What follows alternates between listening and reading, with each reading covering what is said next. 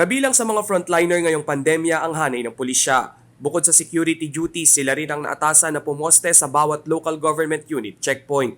Dito sa gitnang Luzon, naaabot sa halos 12,000 ang miyembro ng PNP. Maging sila hindi nakaligtas sa pagkahawa ng coronavirus. As of April 12, 2021, 753 na ang kumpirmadong kaso ng COVID-19 mula sa Central Luzon Police. 162 sa bilang ang aktibong kaso at 589 naman ang recovered o gumaling na. Ngayong taon din ibinaba ng Police Regional Office 3 ang daily mandatory disinfection sa lahat ng police station, maging sa mga checkpoint. Pabor din para sa pulisya ang contactless monitoring sa mga checkpoint. Dito sa gitnang Luzon, lahat ng probinsya ay nagpatupad na ng QR code checking kung saan online na ang pagpaparehistro ng travel at health declaration forms.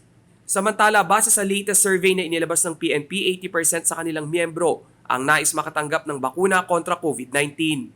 Higit 12,000 na pulis sa rehiyon ang target na mabakunahan ngayong taon kung walang magiging aberya sa dating na mga bakuna. Rainiel Pawid, CLTV News.